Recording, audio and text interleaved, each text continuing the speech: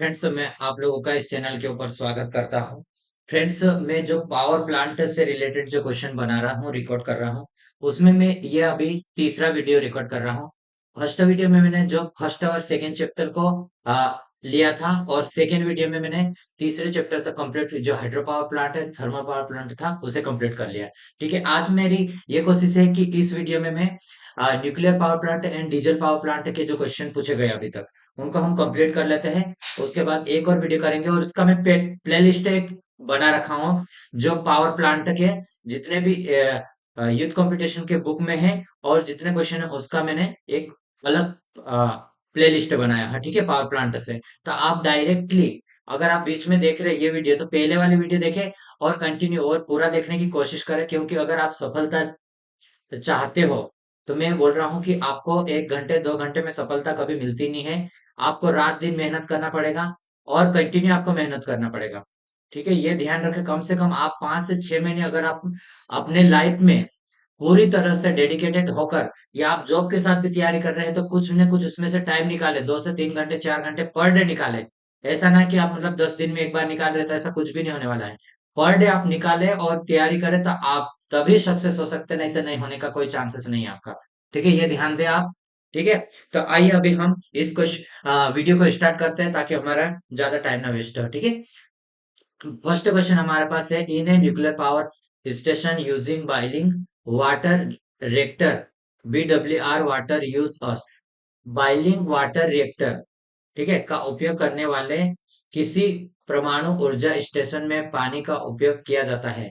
पानी का उपयोग किया जाता है, ये हमें देखना है। तो ठीक है, तो ये क्यों यूज करते हैं हम, इसका यूज मॉडरेटर एंड कूलेंट के लिए यूज करते हैं, पानी का उपयोग। ठीक है, मंदक और शीतलक दोनों के लिए जो वाटर का यूज करते हैं हम, किसमें, न्यूक्लियर पावर प्लांट में करते हैं। ठीक है, बॉइलिंग वाटर रिएक्टर का उपयोग करने वाले किसी परमाणु ऊर्जा स्टेशन में पानी का उपयोग मंदक तथा शीतलन दोनों के लिए किया जाता है। ठीक है, तो इसको ध्यान रखना आप।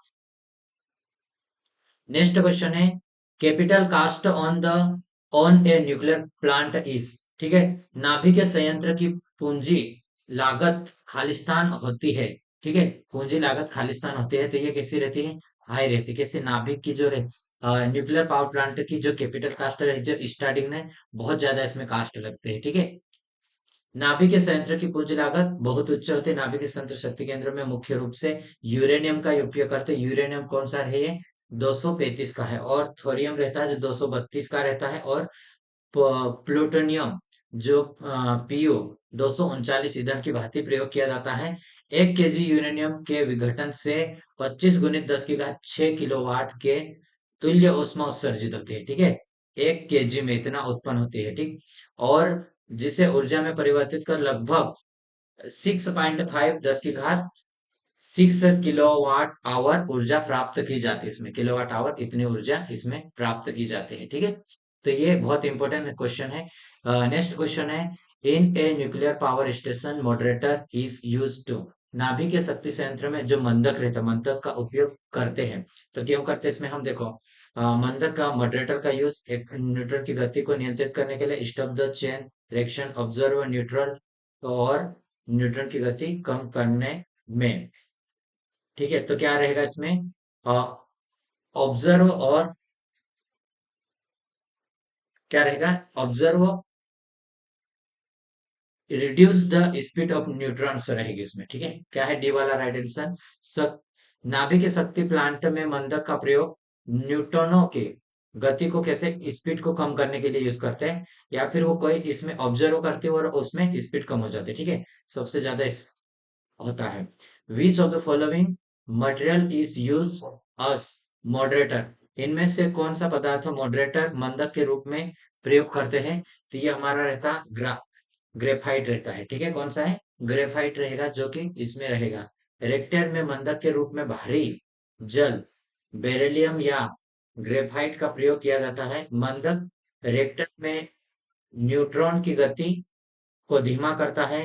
रिएक्टर में नियंत्रक छड़ के रूप में कैडमियम और बोरान छड़ का प्रयोग किया जाता है। इसकी सहायता से नाभिक के विखंडन के दौरान निकलने वाली 3 नए न्यूट्रॉन में से 2 अवशोषित कर लिया जाता है। ठीक है, जो तीन रहते हैं उसमें से दो को अवशोषित कर लेंगे तो एक कम हो जाएगी इसकी स्पीड। तो यही है। ठीक है, which of the following power plant evolves high initial cost in increating, इनमें से किस शक्ति संयंत्र के प्रति स्थापन में प्रारंभिक लागत उच्च होगी? ठीक है, तो किस में रहेगा? तो ये न्यूक्लियर पावर प्लांट में प्रारंभिक लागत उच्च रहेगी। नाभिक के शक्ति संयंत्र को बैठाने में प्रारंभिक लागत उच्च होती है, और यह शक्ति संयंत्र आधार भार पर कार्य करता है, और नाभिक के शक्ति संयंत्र को एक बार स्थापित करने में समय और लागत दोनों उच्च लग होते हैं इसमें। ठीक है, एक बार इसमें क्या रहेगा? कास्ट अधिक रहेगा। परमाणु शक्ति संयंत्र में निम्नलिखित में से शीतलक के रूप में किसका प्रयोग किया जाता है? शीतलक के रूप में इसमें मैग्नीशियम का यूज करते हैं। ठीक है, परमाणु शक्ति संयंत्र में मैग्नीशियम शीतलक के रूप में प्रयोग नहीं होता है। ठीक है, इसमें से किसमें शीतलक के रूप में नहीं होता? सोडियम रहता है, हीलियम रहता है और लिथियम रहता है, जो कि शीतलक के रूप में यूज करते हैं अपन। और गैसीय पदार्थ में वायु, हीलियम, और द्रव्य पदार्थ में पिघली धातुओं सोडियम और लिथियम आदि शीतलन है। ठीक है, तो इनके नाम याद रखना, सोडियम, लिथियम और हीलियम के नाम, जो कि किसके लिए यूज किया जाता है? इसमें शीतलक के लिए यूज किया जाता है, कूलेंट के लिए। विच of the following is used us moderator moderator in nuclear power plants, परमाणु ऊर्जा संयंत्र में इनमें से किसे एक मंदक के रूप में तौर पर इस्तेमाल करते हैं? ठीक है, तो ये मंदक के तौर पर हेवी वाटर का यूज करते हैं, D2O का। ठीक है, इसका फार्मूला भी याद रखना, हेवी वाटर का, जो परमाणु संयंत्र में किसमें मॉडरेटर के रूप में इसका यूज किया जाता है, मंदक के रूप में। ठीक है, नेक्स्ट क्वेश्चन है, the moderator use in fast breeder reactor is, दूतक प्रजनन रिएक्टर में प्रयुक्त मंदक है। तो कौन सा मंदक है ये देखना हमें। ठीक है, तो ये हमारे पास रहेगा प्रजनन में भारी वाटर ग्रेफाइट रहेगा इसमें, और इसमें ऑप्शन में और क्या दिया है देखो, और है साधारण जल, ऑर्डिनरी वाटर। तो इसमें क्या आ जाए? ऑल ऑफ द अबव आना चाहिए। ठीक है, प्रजनन रिएक्टर में कोई भी मंदक प्रयोग नहीं हो किया जाता है। ठीक है, out of the following plants categorise, ठीक है, निम्न श्रेणी में प्लांट में से नाभिक, नदी बहा, रन ऑफ रिवर या पंप स्टोरेज और डीजल, तो किस कौन सा रहेगा इसमें?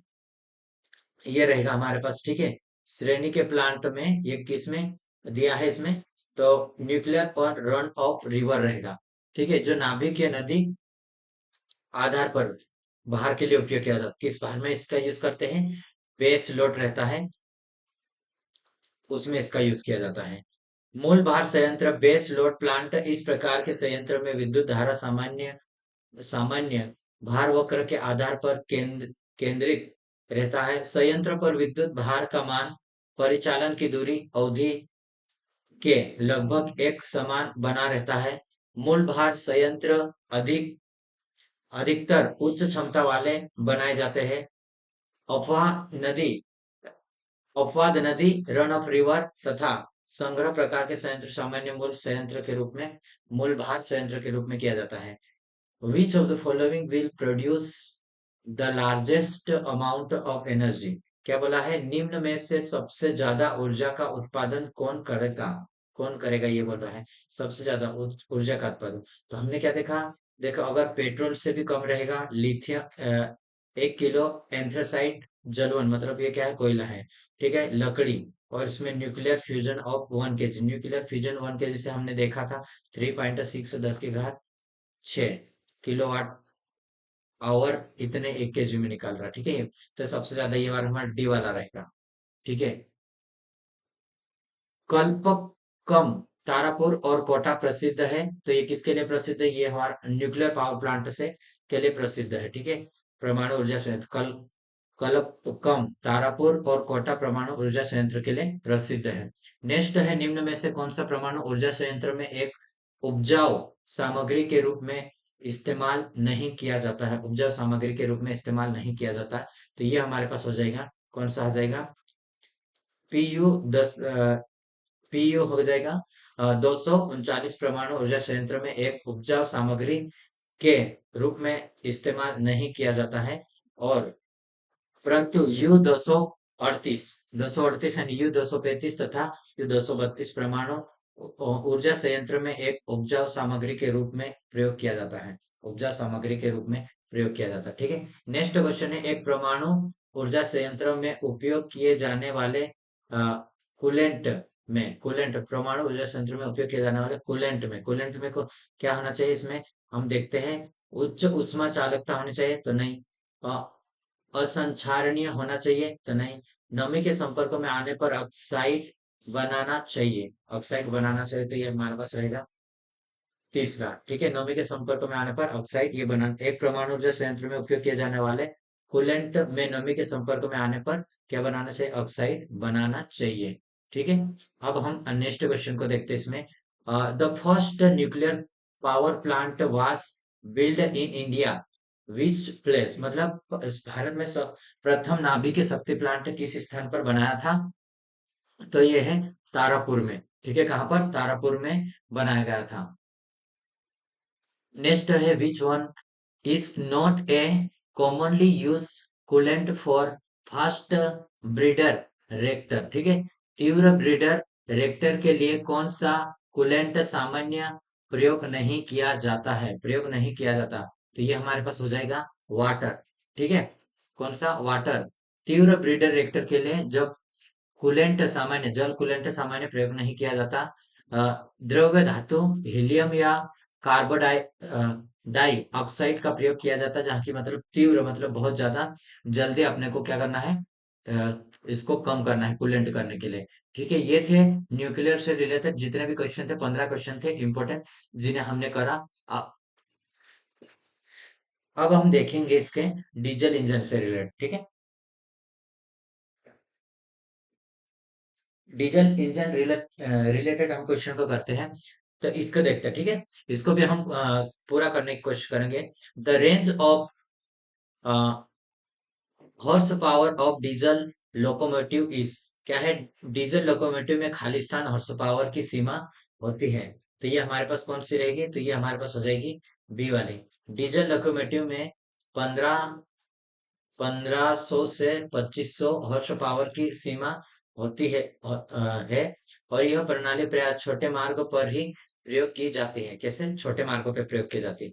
इस प्रणाली में इंजन के साथ डीजल इंजन के साथ डीसी जनरेटर, कैसे? डीसी जनरेटर युग्मित रहता है उसमें, तथा डीजल इंजन के आरपीएम स्थिर रखे जाते हैं। इस प्रणाली की दक्षता कितनी रहेगी? 25% होती है। इस प्रणाली में मार्ग विद्युतीकरण की आवश्यकता नहीं होती, क्योंकि यह सौर में पूर्ण एक इकाई रहेगी। क्या रहेगी? एक यूनिट बनेगी गैस इसकी। ठीक है। नेक्स्ट क्वेश्चन देखते हैं हम अब इसका। विच of the following plants is suitable for peak load? तो पीक लोड के लिए किसका? स्टीम का तो नहीं किया जाता है, न्यूक्लियर का भी नहीं किया जाता, हाइड्रो का भी नहीं किया जाता, तो हमारे पास इसका यूज किया जाता है। डीजल इंजन प्लांट का पीक लोड के लिए यूज किया जाता है। किसका? डीजल इंजन प्लांट का।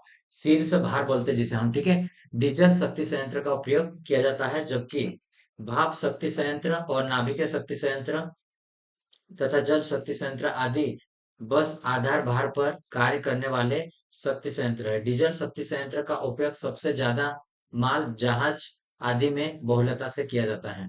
ठीक है। नेक्स्ट क्वेश्चन हमारे पास है, a diesel power station spends 0.25 kg per kilowatt hour fuel if the calorific value is calorific value is 10,000 cal, kilo calorie पर केजी रहेगा, then overall efficiency of the power station will be. एक diesel power station में कितना है यहाँ पे? 0.25 kg पर kilowatt hour ईंधन व्यय होता है।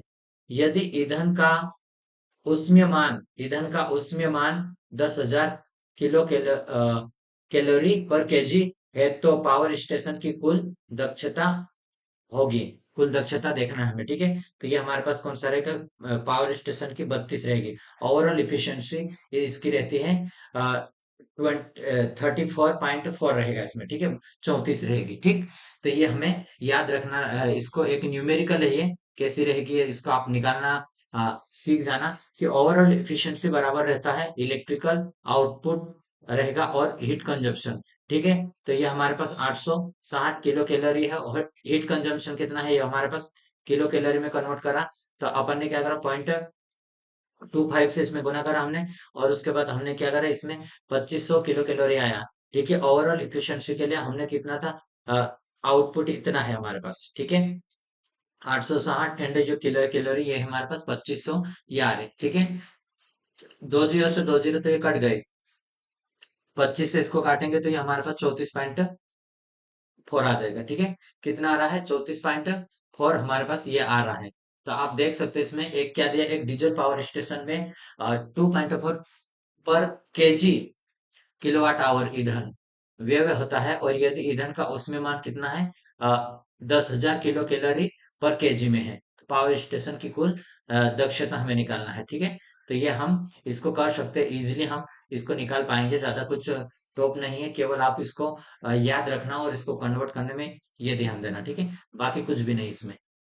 Which of the following is not part of diesel engine power plant, निम्न में से कौन सा डीजल इंजन शक्ति संयंत्र का एक हिस्सा नहीं है, ठीक है, एक हिस्सा नहीं। तो कूलिंग कूलिंग टावर इसमें रहेगा, और पेन स्टॉक तो किस में रहता है, पेन स्टॉक नहीं रहता इसमें, ठीक है, penstock hydro power plant में रहता है। तेल पंप भी रहेगा, ठीक। तो ये हमारे पास ये वाला राइट आंसर रहेगा। डीजल पावर प्लांट में पेन स्टॉक नहीं होता है, पेन स्टॉक का प्रयोग हाइड्रो पावर प्लांट में होता है, ठीक।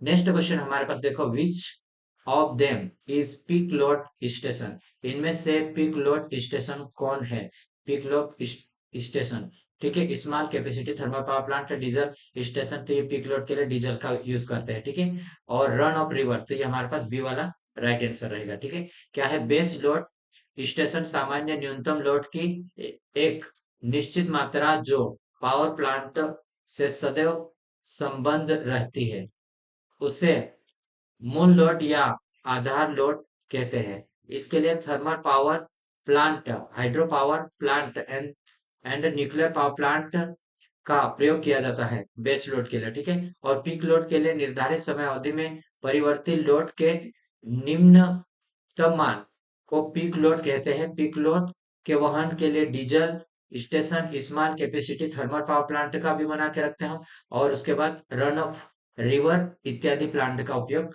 करते हैं, ठीक है। तो ये अलग अलग प्लांट जो दिया है, ये वाला अगर इसी डेरिवेशन का आप पढ़ोगे और ध्यान से समझोगे, तो आप दूसरे बहुत सारे क्वेश्चन है इजीली आप कर पाओगे, ठीक है। क्योंकि पीक लोड में कौन सा यूज कर, पीक लोड क्या होता है मालूम है आपको, और बेस लोड, बेस लोड वो है कि जैसे हमने कोई एक, मान लिया 10 केजी तक हमारे पास एक बेस लोड है, ठीक है, लेकिन हमारे घर में कभी अचानक से लोड बढ़ जाएगा, मान लो 15 एम्पियर तक चले गए, तो एक पीक करंट पे चले गए, तो पीक लोड ऐसा ही रहेगा क्या, और भी जो पीक आएगा ज्यादा किसी समय पे, जैसे कि शाम के समय पे रहता है, 7-8 बजे सभी लोग घर में रहते हैं शाम के समय में, और वो सभी लाइट का यूज करते हैं, तो उस टाइम पे ज्यादा बिजली की खपत होती है, तो उस टाइम पे पीक लोड हो जाता है, ठीक है। और सुबह या दिन में या थोड़ा सेम रहते, जैसे मान के चलो कि आगे पीछे होते रहते, एक पर मैक्सिमम पॉइंट पे नहीं जा पाते, तो एक बेस लोड में आता है, ठीक है।